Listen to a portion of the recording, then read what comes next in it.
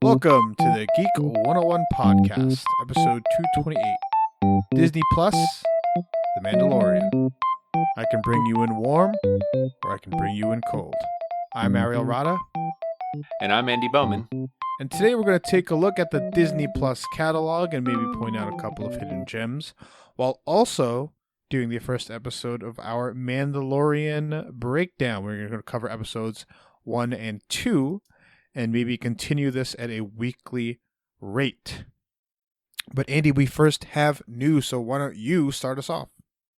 Okay, first of all, there is no news about the Batman. So we had a nice string and then finally slow down. That's right. Also, The Rock apparently said that the Black Adam movie is making a come out in 2 years. Yeah, they announced it for 2021 through a Jim Lee art, like a Jim Lee piece that he drew of The Rock as Black Adam. God, Jim Lee's great. Yeah. Any thoughts on The Rock as Black Adam? I mean, this is great, but this has been in the work for like 10 years, so I'll believe it when I see a trailer. Yeah. DC's been doing a lot of weird stuff, so I'm really glad about that. But half the stuff I hear about like them planning, it still hasn't come up yet. So yeah, so the issue for me is that Black Adam is a great villain. He's a great, I don't even like using the word anti-hero because he's like a homicidal, villain. But he's really not all that interesting by himself. And I don't quite know how Disney's going to work this, right? It could end up being like Venom, where it's just like, this movie's not good, but it's really popular. And that's exactly what it could be like. Okay, Ariel, let me give you what I think this movie will be. Okay, hit me. All right. This will be Black Adam establishing a bunch of continuity and stuff, and then in the last 10 to 15 minutes, like just the Shazam kids descend right on top of him, destroy him, stop whatever plans, and then that's how the movie ends. I mean, I would hate that, for one. And two, here's the issue with the Shazam thing, right? Anytime you're having somebody go fight The Rock, you have to work really, really hard to convince me that person could win the fight. Now, Henry Cavill is completely entrenched in our mind as this incredibly powerful, like earth-shattering Superman. And also he's huge, right? And so that works. But nobody else in any, unless it's like a CGI Hulk, like nobody else in any superhero movie I could see beating up a Black Adam of his, like, if he's like Superman level as we think he is, it's going to be an issue optics wise. Yeah, I don't know. Also, Shazam didn't do very well at the box office, unfortunately. Interesting. So I don't even know if we're really going to be getting a sequel of Shazam. Okay. Yeah, I get that. News dropped that Noah Hawley is set to direct, the fourth Star Trek Kelvin timeline film. This is the timeline established in 2009. It's been 10 years. Maybe a decade review for that. And Chris Pine is expected to be back as Captain Kirk. I am kind of torn on this, to be honest. Pray tell. Okay, I love Noah Hawley. I love Legion and Fargo, and his book is really good. His movie apparently sucked. Yeah, I heard. Lucy in the Sky. So I'm skeptical that he can direct a movie, that he can be limited to the 2 hours. Yeah, and this is the problem we just saw with Dr. Sleep, right?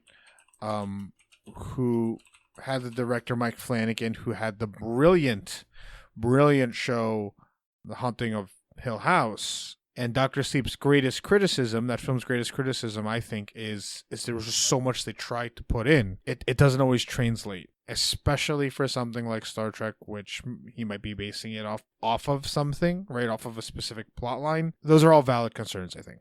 But great. I really like the Calvin movies. I'm cool. Yeah. All right.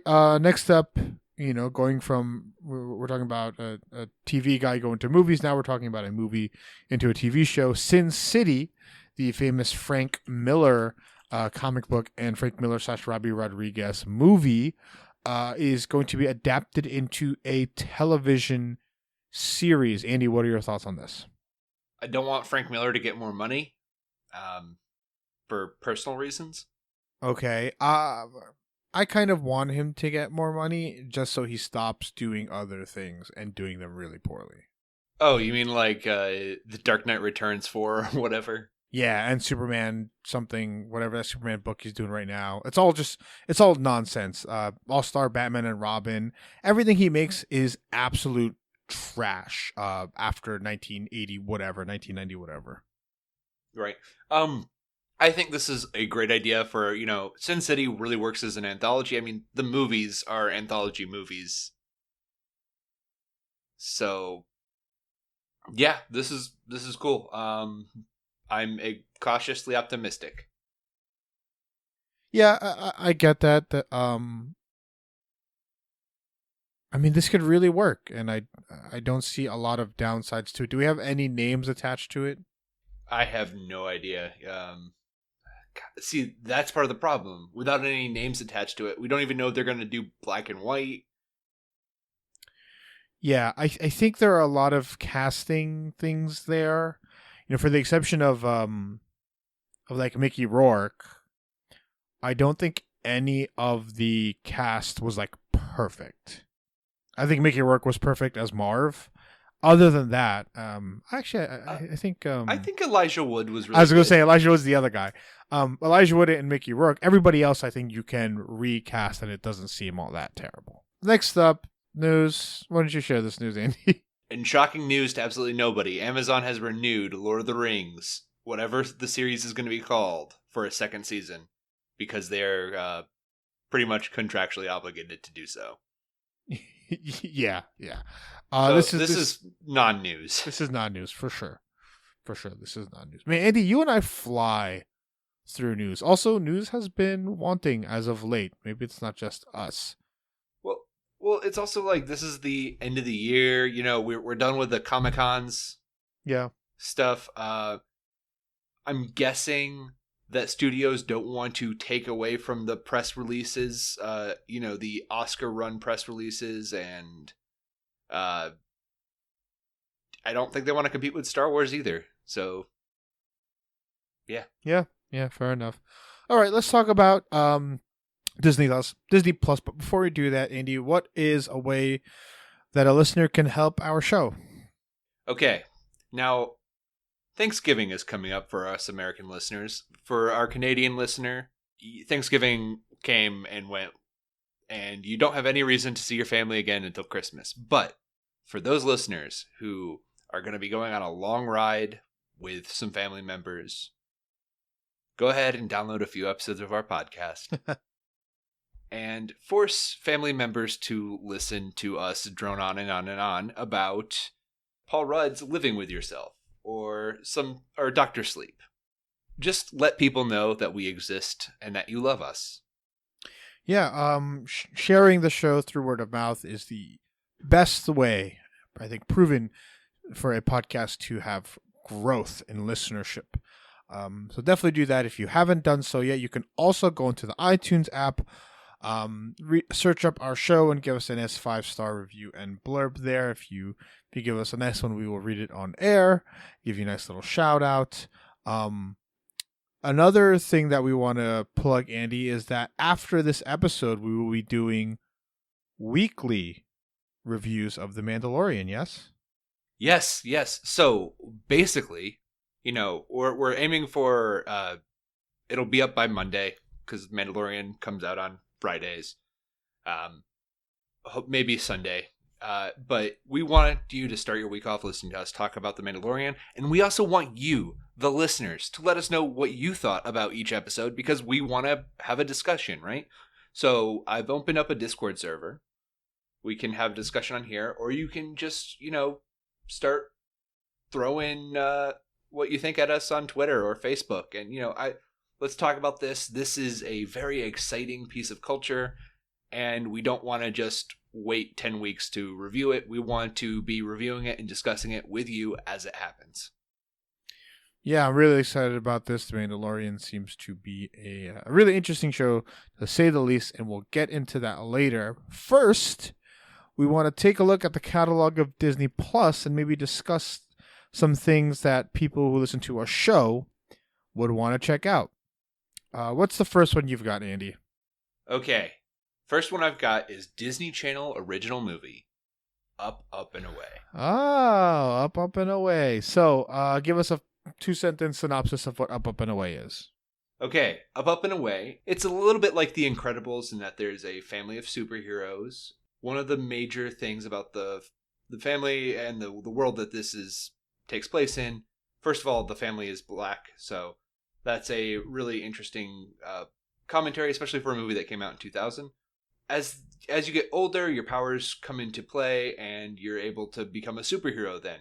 The main character, whose name is Scott, his family, basically a weird mix of Wonder Woman, his mother, who's Warrior Woman, his father is Bronze Eagle, his grandfather is Steel Condor. It comes from a line of superheroes, and his powers had not manifested yet, so he's a little afraid, a little nervous, as he's getting older. So he kind of pretends to have superpowers. It's a fun little family movie. I remember it fondly. I have not watched it again. It is on Disney Plus, so you should enjoy that. But do not hold this to me, or hold me to the quality of this film, because I haven't seen it in well over a decade. All right, so that is definitely one that definitely fits our bill. So my first piece of what to check out on Disney Plus here, I think in relation to the main topic for today, and in anticipation of the Rise of Skywalker, I think people should be watching Star Wars Rebels. Now, I haven't seen a lot of it. I've only seen the couple first episodes. They're excellent, but I have watched all of Clone Wars, and I if I'm not mistaken, Clone Wars, the animated show, is also on here. Rebels gives a good amount of context to The Mandalorian. It gives context to the greater Star Wars universe, and I think a lot of fans are expecting characters in some way, shape, or form to show up in The Rise of Skywalker. So that is definitely something to watch if you're a Star Wars fan. If you haven't done so, if you're a fringe Star Wars fan and you've got Disney Plus, definitely check out Star Wars Rebels. Okay. Okay. Mine is going to be a little bit of an older classic. Okay. It's the movie 20,000 Leagues Under the Sea from 1954. 1954. Wow. Yeah. It's a little old, but it's just a classic science fiction tale that I really loved as a kid, because it has a giant squid in it. There's really not much more to talk about. It's got James Mason and Kirk Douglas in it, and Peter Lorre as an interesting crew member. Give it a shot. It's fun. It does suffer from pacing of an older movie, because it's an older movie. But yeah, I think, especially with Star Wars in general and feeling Star Wars, I was kind of feeling watching this classic film. And okay. So I haven't checked that out. A side recommend, I love the Around the World in 80 Days movie with Jackie Chan. Really? I love that movie. It's not good. I love that movie. Okay. Because I thought it won a bunch of Razzies. I don't care. I put no stock in Razzies. Like what you like, but just don't come at me with your hot takes. I just saw it. I'm looking through Disney Plus right now. Oh, I recommend 15-year anniversary, National Treasure I think many people forget, is actually a Disney-produced film. National Treasure and, of course, the sequel, Book of Secrets, which I ended up never watching, are both on Disney Plus. That National Treasure movie is pretty good. Like, it's a nice adventure treasure hunting film. Dude, all right. First of all, National Treasure is really fun. But second of all, someone just mentioned it to me that the entire premise is basically Sean Bean playing a British person trying to steal the Constitution. Is he playing a British person? Yeah. Or not the Constitution, the Letter of Independence. And watch it with an undertone that maybe if the Declaration of Independence disappears, we'll go back to being the colonies. That's not how it works, but sure. That is kind of funny. All right. What's another hidden gem here on Disney Plus? Okay. Who Framed Roger Rabbit? Oh, that's a good one. Andy. That's exactly the type of thing that we want to be discussing here. That's a Disney property, or was it a Fox property? I think it's a Miramax. I don't know. There's a lot of weird little things up here. Like 10 Things I Hate About You is also up here. Yeah, I did not expect that to be here. That was interesting. But for those of you who don't know, Who Framed Roger Rabbit stars the wonderful, amazing, great late Bob Hoskins and the wonderful, still alive and kicking and doing stuff, Christopher Lloyd. And it is a world where tunes and people live in perfect harmony and nothing ever goes wrong, and there totally isn't a murder. And it's a buddy cop noir kind of movie where Bob Hoskins plays this portly cop, because Bob Hoskins is a portly man, and he has to go with his other half, who's been framed for murder, to find out the solution. And his other half is a crazy tune. So there's this really great moment. If you've never seen this before, which is insane if you haven't. First of all, you can see it. Mickey Mouse and Bugs Bunny are both in this movie. Yeah, it's like the only time in the history of all of entertainment that they're officially together. So every single famous cartoon is here. And you can almost see Disney and Warner Brothers arguing about who gets how many frames of animation. Right. It's very balanced as far as representation. Yeah, it was an interesting, it's only interesting now that we think back on it and not in the moment when I'm watching it. Yeah, but it's a perfect movie. Yeah, right. It completely does what it sets out to do, and is entertaining to boot. So I agree with you there. Then I would not have thought to look for it here. One of mine is a piece I wrote about, and I post every now and then on. It's Gravity Falls. It's finally moved on to a more quote unquote accessible streaming service. It's only 3 seasons long. It follows the adventures of twins Mabel and Dipper Pines as they have moved to this crazy, kooky, supernatural, magic-y town of Gravity Falls with their curmudgeonly Mr. Krabs-esque uncle, Grunkle Stan Pines. And it's the adventures of these twins as they try to figure out what makes Gravity Falls so weird. It's funny. It's brilliant. If you like shows like Adventure Time or Rick and Morty, I'm sure that you would find value in watching Gravity Falls. And there are references to both Rick and Morty in Gravity Falls and Gravity Falls in Rick and Morty. Yes. I believe the showrunners are good friends and at one point mention their works within each other. Great stuff. I love Gravity Falls. I'm just thinking of the list of cons that their Grunkle ran before he ended.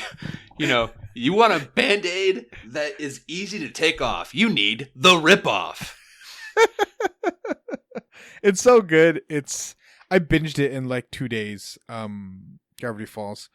What's yours, Andy? What's another one? Well, let's do like two more each. Yeah, okay, okay. One of mine is the classic short cartoons from Mickey Mouse, Donald Duck, and Goofy. They are up here on Disney Plus. They are individual, so they're about 6 minutes each, right? But they are beautifully remastered. Ooh. Yeah, yeah. I was stunned. It was one of the first things I checked out, and then I tried to play the Mighty Ducks, and the quality of animation is so different Oh, on a that's 4K rough. TV. Yeah, but the old shorts with Mickey, Donald, and Goofy doing whatever it is they're doing, they're out and about, and they're really entertaining. They're very beautiful to watch, and I haven't seen anything super racist yet, but I'm just, viewer beware. Yeah, I'm sure. I'm sure it is there. But they do have disclaimers, if I'm not mistaken. Right. Or Disney has not bothered to upload it like they did with Song of the South. Yeah. Oh yeah. But yeah, that's really cool. I've got another one here. A TV show that has been largely forgotten in all the excitement of the X-Men animated series being on Disney Plus. X-Men Evolution is also on Disney Plus. Um, it that came out when I was like in my double digits in my preteens. I really enjoyed it, and it never ended in a super satisfying way. But I did like the premise of like it's a reflection of like the kind of reflection of the movies where like Wolverine is this older guy, a loner who comes through, and like all the X-Men are still teens, and it's a nice, more modern, better paced X-Men cartoon. A lot of people are going to be disappointed when they watch X-Men the animated series because it's not good. It was great in the moment, while watching it today, it's not like the Batman animated series, which is still like brilliantly paced in this noir detective way. Those X-Men cartoons are people are in for disappointment, but I think Evolution is a better um it's definitely a better watch, an easier watch. Okay. And for my last one, I'm just gonna recommend going in. Disney Plus has this feature where a lot of things will have the behind the scenes information. Oh, interesting.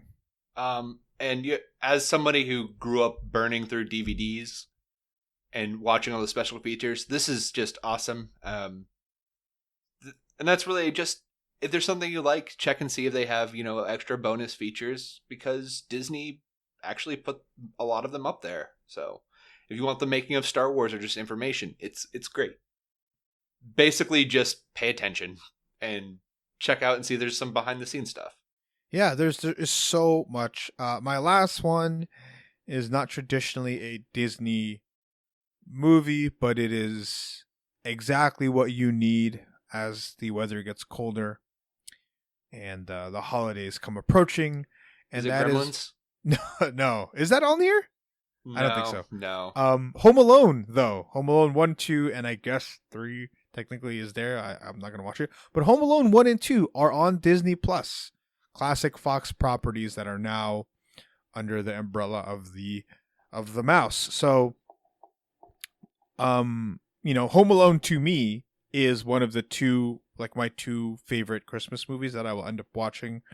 That like the other one being Elf, of course. But yeah, as you know, when you need something to watch with the family, go put on Home Alone. Oh, also really quick, I completely forgot. The Rocketeer. Ah, yes. I haven't seen it since the 90s, and I'm really It holds interested in up. a rewatch. Okay. It holds up. The Rocketeer is just a fun, swashbuckling, futuristic-ish kind of movie. It's very pulpy, like the pulp novels from the 30s, about a guy who fights Nazis with a jetpack. Directed by Joe Johnston, the guy who did the first Captain America movie. Yeah, I was going to mention that Joe Johnston. Similar tone, I think. Yes. I think he was chosen to do Captain America because of the Rocketeer. Yeah, for sure. All right, let's move on. There's so much on Disney Plus that's impossible to get through it all. You're going to have to do your own research, but I think we've given a good amount of suggestions here and hidden gems and things to check out, especially on the Fox side because it's hard to talk about. Like everybody knows what Disney movies are their favorite. Right. And tweet at us your favorite Disney Plus recommends. I'm going to be kind of bored over Christmas break, so I'd really appreciate some suggestions. Yeah. All right, but let's talk about the first two episodes of The Mandalorian, the Disney Plus original series that one of the first, or one of a debut one, of course, a launch series. Andy, what are your thoughts on The Mandalorian? Okay. I had messaged you this off mic, off camera.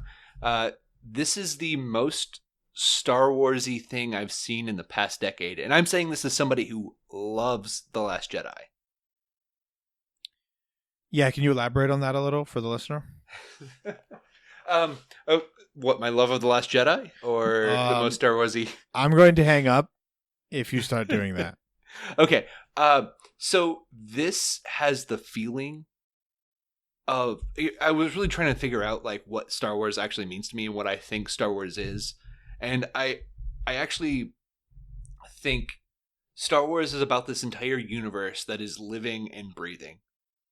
And the most recent films have not been able to capture the feeling of you're on a planet.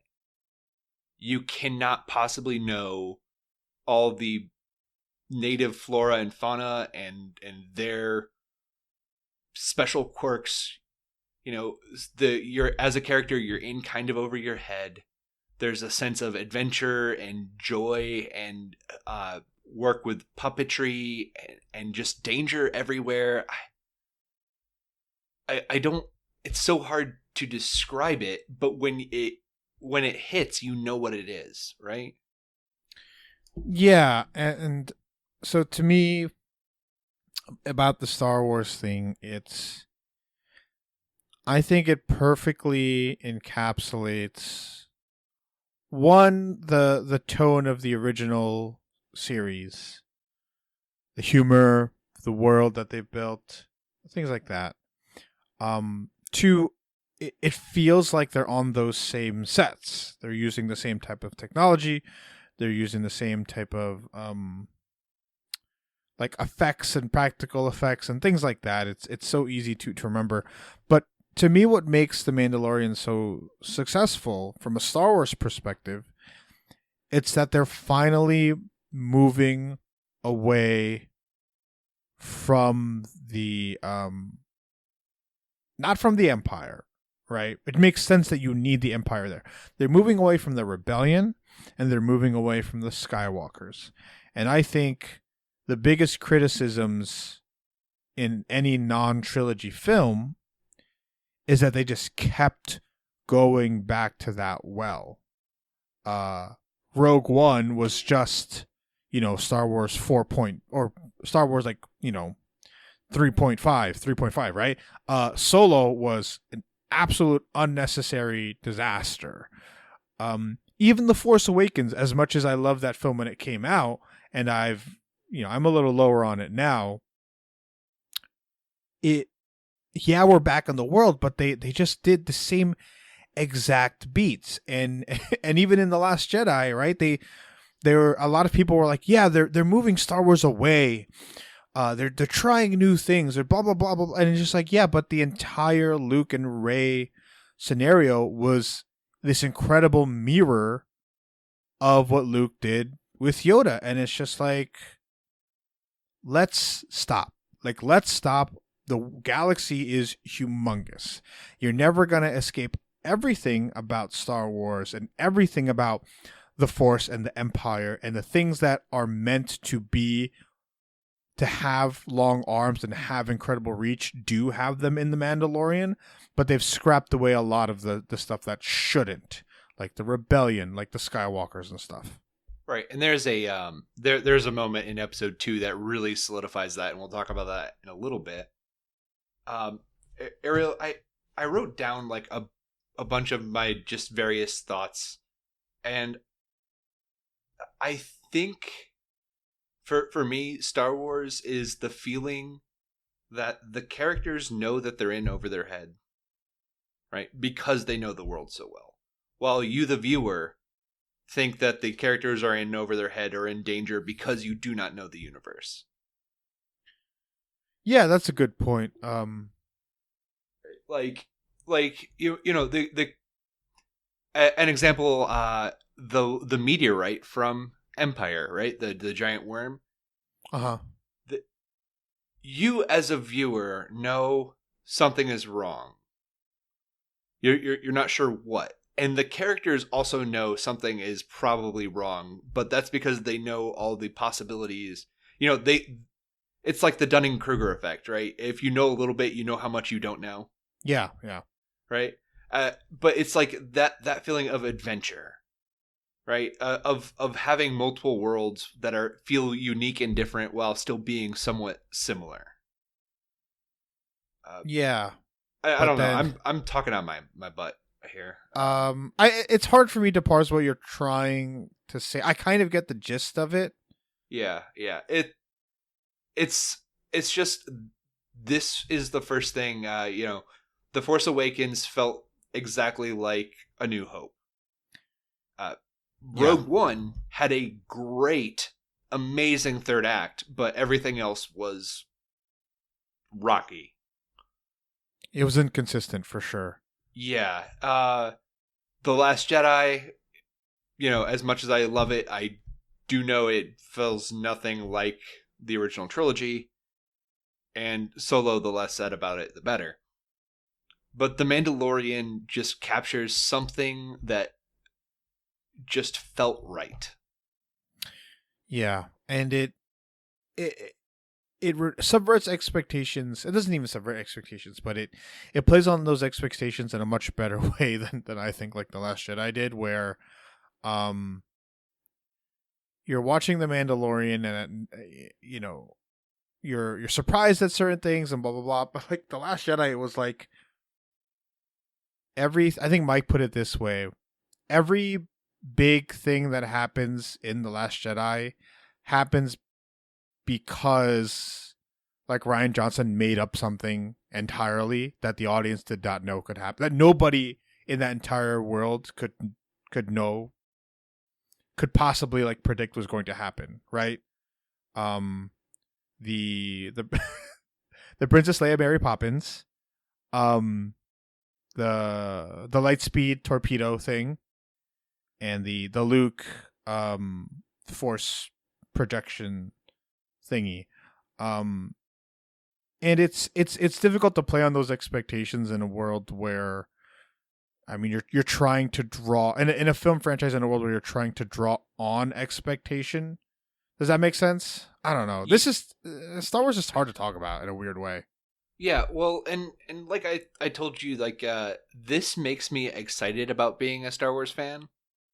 When The Last Jedi kind of came out, and even to this day, if you're just talking to somebody randomly and they're a Star Wars fan, well, The Last Jedi is like this big thing hanging over that you kind of need to address with the Star Wars fan, but before you don't want to. Yeah, right. Before you can talk about Star Wars, yeah.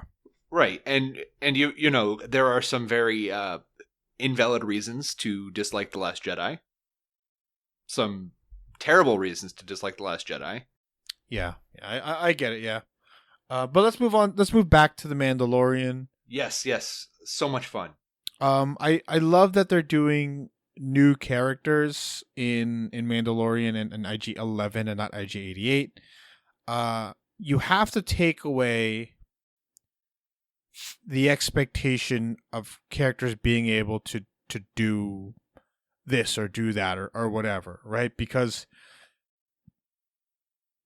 one of the problems with both Solo and The Last Jedi, excuse me, it's that fans, for 20, 30, whatever years, had so much mental energy put into what they think Luke Luke's future is, or Han's past, or blah blah blah. And so for the Mandalorian, right? There's no way you could do Boba Fett, because anything you have Boba Fett do, somebody's going to come out and say, well, he shouldn't have done this, or he should have done this, and there's going to be opponents on either side. With a character like the Mandalorian, who's a new character who, you know, has the same helmet design as Boba Fett,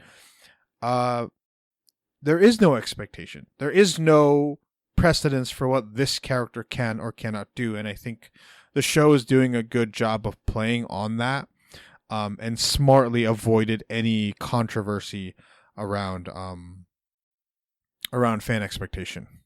Right. Like one thing about this, so the opening scene is a bar scene. And Yeah. it definitely gives you the right idea of who the bounty hunter is immediately as it happens. The Mandalorian. Can we just call him Mando? Sure. Okay. So Mando walks in, and you as the viewer know he could probably beat everyone in a fight. And it plays out very predictably, where it just kind of establishes the skill level of this bounty hunter. Right? Yeah. And I feel like later on, he gets the crap beaten out of him. He goes through the ringer. Yeah, he gets really roughed up later on. And I think that's a bit of a good thing, because, you know, he's not... like, if it was Boba Fett, that couldn't happen. People would be angry. Right. Exactly. Yeah. Even though Boba Fett is a guy who lost to a blind smuggler and a jet and like a one wimpy Jedi Knight. Yeah. Well, let's get into the spoiler stuff. For the Mandalorian, I mean, I think it's very spaghetti western. It has nothing. Tonally, it's nothing like. I mean, genre wise, anyway, not tonally. Genre wise, it has nothing to do with the original Star Wars films. No, it's much more like episodes of the Clone Wars series. Yes, for sure. But let's get into the spoiler stuff. Episode 1, the bar fight, right? Oh, man. I did not like the bar fight. I liked the idea of it. I did not think the action was dynamic enough, and I got a little concerned. He literally like smashes 2 guys' heads on the bar, like hits another guy, and then like uses like the wire thing. And I was just like, ooh, this was not choreographed well. And I had a big concern about it until episode 2, where he gets ambushed in the valley. That's a much better scene. And then the scene where he's trying to like get to the Jawas, that's a much better like choreographed and framed scene. And so a lot of those concerns kind of didn't disappear, right? Because there's a chance that one director will be much better at the action than another. But I do think that there is more potential for better action as the series progresses. Right. Well, another thing, I think Pedro probably had to get used to being in a suit. Well, we do know that they started filming before he was cast. Okay. Fascinating. So that might be it too. Yeah. Because, what that means is, depending on how they filmed it, like, we have no idea if he ever takes off that mask. Yeah, which I think that they should, to build up more empathy. Have him take it off at some point. Right. Just, I agree. But at the same time, I really appreciate that so far he has not taken off his mask. Yeah, I it works in movies. For example, Dread. Don't know if it would work full time in this. Let's talk about the tiny green elephant in the room. Baby Yoda. Yoda. I would die. I would give up my soul. I would kill Yaddle for Baby Yoda. Baby Yoda is currently the biggest thing on the internet right now. Everybody's talking about it. Everybody's in love with him. this is the tether to the Skywalker trilogy. I don't think it's the Empire, right? Because I think the Empire is a function of the universe they live in. I think Yoda is what might move this series away from, just a really great show set in Star Wars to another entry into Skywalker, canon. I can understand that. I don't think so. I think this will be more about the beginnings of the First Order. Because I'm feeling very skeptical that Werner Herzog has the child's best interest at heart. Oh, totally agree. But Baby Yoda, man, that I had it spoiled for me long before I was actually able to sit and watch episode 1. Oh no!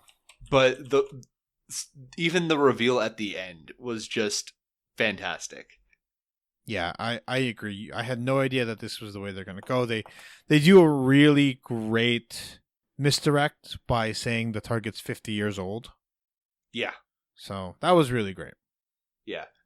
Also, do you think IG-11 was hired by Werner Herzog as well? Or is there somebody else after? I think there's other people after the target. I don't think Werner Herzog and, what's his name? The Indian guy. Omid Abtahi. What else has he been in? Oh, he is in the Clone Wars. The show. 2 episodes. Awesome. Now I need to rewatch the Clone Wars, guys. Rewatch the Clone Wars. I'm not convinced that those guys are going to be part of the First Order. Yeah, I really enjoyed the little bit about, if something happens to the target and they die, oh well.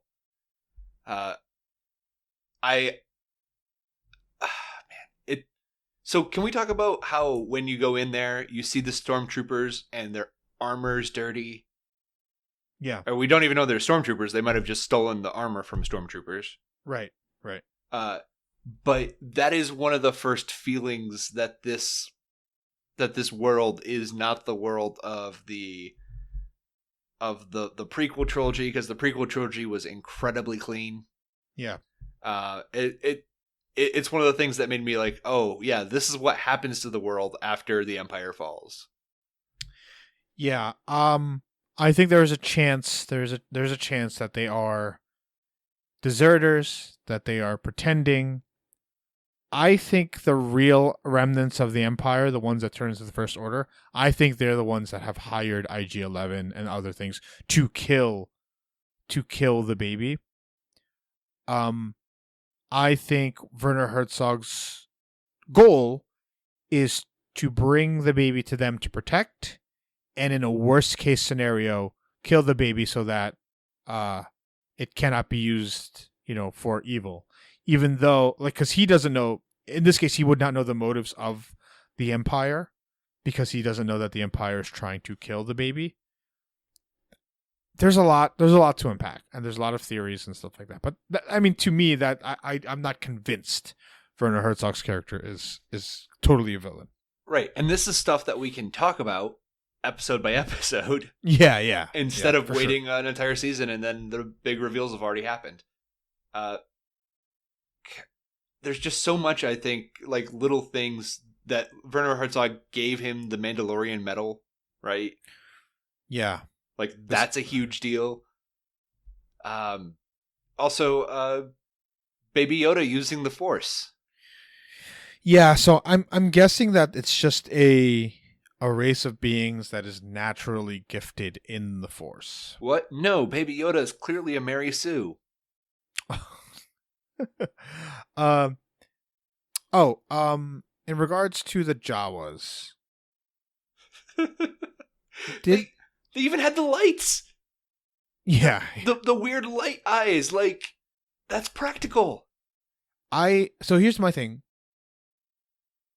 I was a little peeved that they were able to, like, take apart the ship.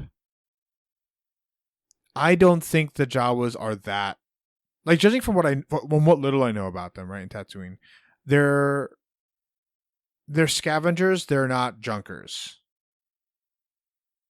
Does that make sense?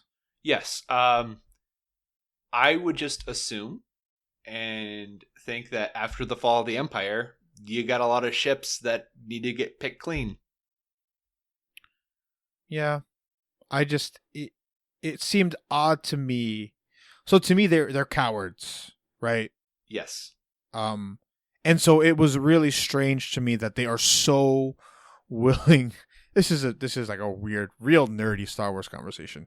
That they are so willing to just rip apart a ship. That's a Tusken Raider thing. That's not a Jawa thing. I mean, does that make sense? Though? Yeah, but maybe the Jawas are in hard times, right? Maybe they're emboldened by the fall of the Empire. Perhaps you're right. There are reasons. I found it strange. Because even then they don't. You know, I don't know. They also don't care that he killed like 4 of them. Yeah, that was so weird. That's so weird. But it's forgivable. It's whatever. What are any other thoughts on the Mandalorian episodes 1 and 2? Okay, so let's talk about this woolly rhino thing. Okay. Because one, I thought that this action sequence was really good. And it does what I love about Star Wars and fantasy type movies in general, which is you have this creature and it's just a fight to the death, and the way that the Mandalorian held himself, you know, he gets the crap beaten out of him. And I just thought it was a really well done fight scene. And at the end, when Baby Yoda uses the Force, the fact that he does not know what the Force is, that Nick Nolte's character does not know what the Force is, that really hit me in the right way. Yeah, because Han doesn't know what the Force is in the start of episode 4. Yeah, no, right. The Force is not something that everyone knows about. So I really appreciated that. That was like a moment that really hit home for me. Yeah, I enjoyed that as well. It's a nice little detail that like Star Wars fans can appreciate. The question for me is, why don't people just start ramming things with the light speed missiles now? I don't know. I have to rewatch the woolly rhino thing. It was really weird to me that the Jawas were like, "We want the egg," and then like they get the egg and they just start eating it, and it's just like, yeah, he's just fine with this. Dude, the Jawas are just crackheads, okay? Like, they're egg junkies. That's why they picked apart, you know, all the copper wiring in Mando's ship. Yeah. All right, they're selling it for more woolly rhino eggs. Yeah, I guess that was all weird. It's all minor stuff. How do you feel about the? Go ahead.